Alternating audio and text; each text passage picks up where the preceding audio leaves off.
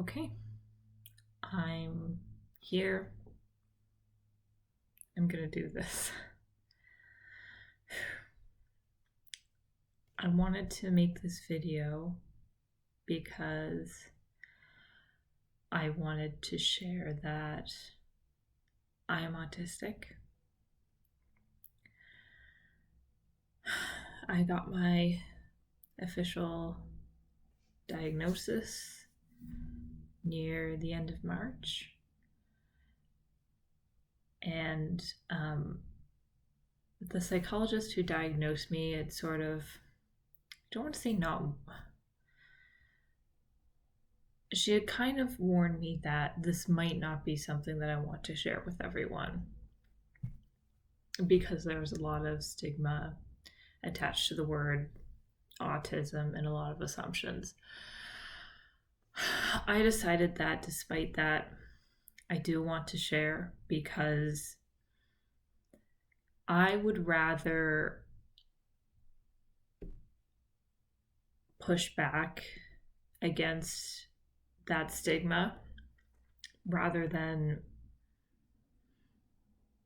hide something because I'm worried about how people will react to it. And I've been that way for years with a lot of different things. I'm a bit of an open book. I guess there's a reason for that, or more reasons for that than I knew. And also I hope this might help somebody else who is questioning or thinking that they might themselves be autistic and don't know what to do, because I didn't know what to do. First of all, I apologize for the shadows on my face. It's just the time of day I'm filming and where I am can't really be helped. It was one of those things where I was just like, I've got to do this now. Secondly, I just want to say off the bat that I am speaking for myself. I'm one person. I do not speak for autistics in general. It is a very diverse group of people. I am speaking based on my opinions, my experience, and research that I personally have done. So take that as you will. I'm sharing a personal experience and it might not line up with everyone else's experiences or opinions, and that's okay. We're all individuals, so I just wanted to put that disclaimer in there off the bat. My journey to an autism diagnosis started, I guess, about a year ago. Before that, I looked into different personality disorders, various mental illnesses. I've lived with depression and anxiety for a very long time, maybe forever. And I knew that there was something else or something more. Having gone through assessments in the past, I wasn't sure if I wanted to go through that again. I've never really had a good experience with an assessment of any kind before, and I wanted to make sure that I'd sort of done my own research for myself before I went to a doctor about an issue, because to be honest, I didn't have any trust for a lot of the medical field in general. The reason it came up around the start of the pandemic for me, autism that is because when things were more locked down here and I was seeing people a lot less, or not at all in some cases, the metaphorical mask started to slip. And I learned about something called masking, which I know it's confusing because we're in a pandemic right now, but not physical mask related. The term masking basically has to do with hiding your autism or your autistic traits. This wasn't something that I really had consciously been doing. I think there was a time when it was conscious, when I was a lot younger, I guess. But I saw and read particularly young women talking about the concept of masking. And I had realized that because I was home a lot more, like I said, the mask was starting to slip, and I started to notice more things that I would do when I was at home, or things that I would do when I was alone that I didn't do in public. And I didn't even really think at first that, oh, this means I'm autistic, but I was like, oh, this is definitely something that, like, in a way I do. And the more I looked into things, the more, I saw people, women mostly, saying that, autism is underdiagnosed in women, or it's diagnosed later because of the way women are socialized. Generally, we are better at masking because we have to put up a front for social norms a lot of the time anyway, so in a way it's easier for us. I related to a lot of what these women were saying, so part of me was starting to wonder, okay, could I be autistic? And it just so happened that a book came out around this time called Divergent Mind, Thriving in a World That Wasn't Designed for You. And it's about neurodivergence in general. But I came upon an interview with the author in Bitch magazine, and again, it was just one of those things where I read what the author was saying, and just sort of this light bulb started to flicker. I bought the book, and when I read the introduction, I cried multiple times in recognition. One point, the author says, when I began encountering questions myself, I started digging deeper, fueled by wanting a name, a label for my experience in the world, how I show up, how my mind and body react to certain situations, and most of all, why I felt so bad about myself. I became comfortable with the term highly sensitive person because that it's not a diagnosis, so I felt a little bit more comfortable taking on that label for myself. But when I read the section on autism and started checking the boxes, I realized that, oh, this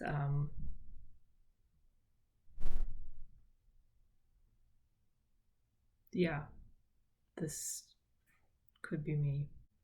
Just for transparency, the assessment involved 3 parts: an interview portion, one that was more, observation, cognitive, and then a feedback session.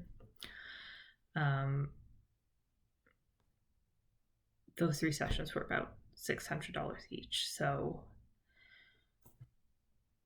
not cheap.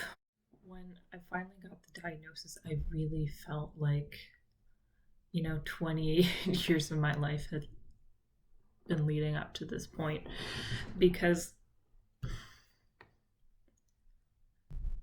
there were so many things that I look back on now and I realize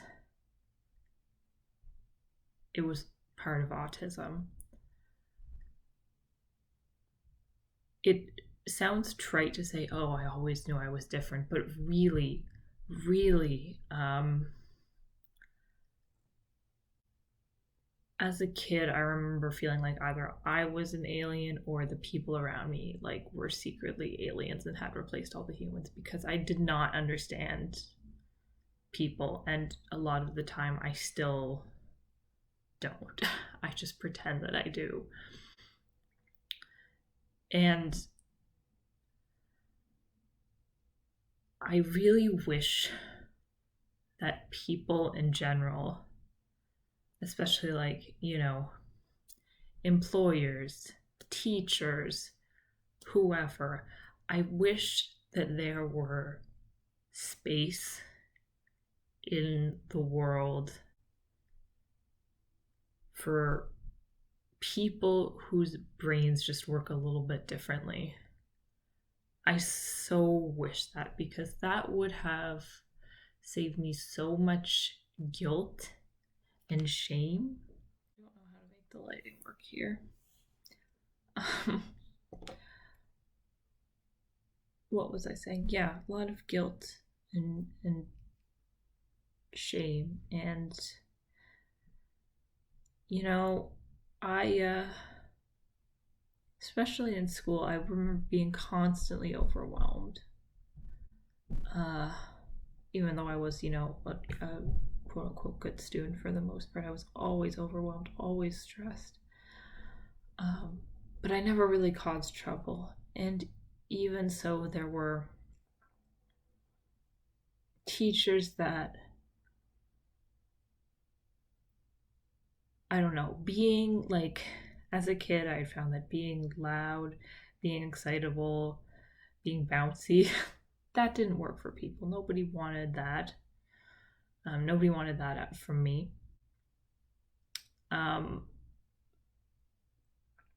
So I resorted to being very quiet and reserved, and that painted a target on my back too. So it was very hard. Very hard. And I don't think autism would have occurred to anyone else in my life, because, well, it's kind of like the psychologist said, like there's a lot of stigma. Even now, I think a lot of people's ideas of it are very narrow. It's getting better, but I mean, you look at the examples we have, and it's like, is Sheldon Cooper, is the Curious Incident of the Dog in the Nighttime. And it's not even that those examples are bad or wrong necessarily, it's just very limited. And there are so many different ways to be autistic. But my psychologist said something kind of profound, and I don't think she necessarily meant for it to be profound, but when she said it, I was kind of like, whoa. She talked about, when she fills out my report, and when it's like, I can't remember the wording she used, but it was like, basically when she was writing down, like, kind of like how long I've had the condition, for lack of a better word, she said, I'm not going to write today's date. I'm going to write your birth date. Because, like, this has always been a part of me. I'm still me. It just, I guess I'm just fully realizing it now. I'll be writing about this, I'm sure, because I write about everything, but I just kind of needed to get it out there. I want people to know I'm not ashamed. This is part of who I am. It's who I've always been. I think that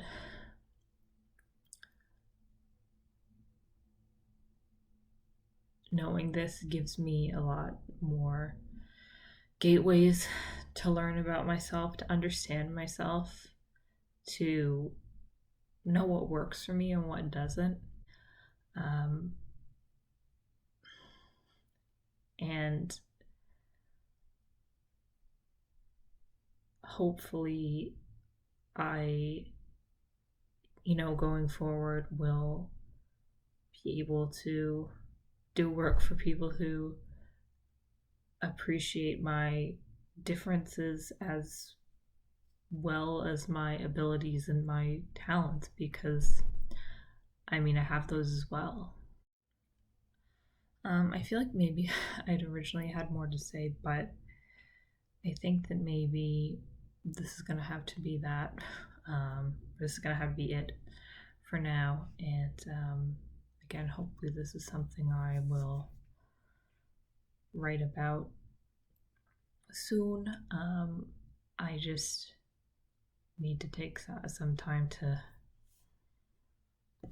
sit with it myself.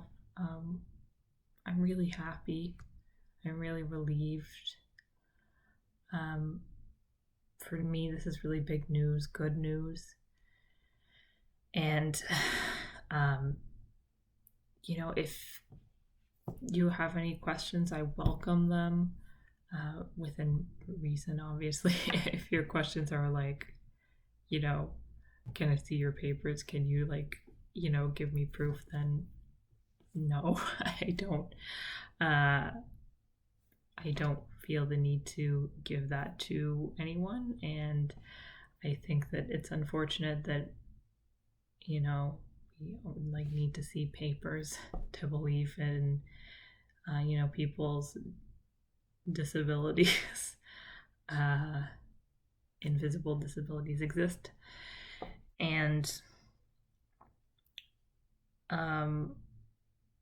I'm not gonna name names, but there were definitely a few people who helped and supported me while I figured this out. So, especially, and I think some of these people unknowingly, just, by reading their tweets and stuff. So thank you. I'm going to put some resources and other video links, article links, book links in the description, just so if you want to start your own research, whether it's for yourself or somebody you love in your life is autistic and you want to learn more about what that means, please check them out. I don't know if I'll leave this video up. I just kind of wanted it up for a bit just to share the news with people, because I thought it might be the easiest way to do it. I don't know. We'll see. Anyway, thank you so much for watching, and if you're just watching this because you wanted to know what was going on with me, then hi. If you watch this because you follow my YouTube channel, then I will have something new out next month. I don't know what yet, but there will be something. I'll do a thing. Anyway, yeah, thanks. That's it.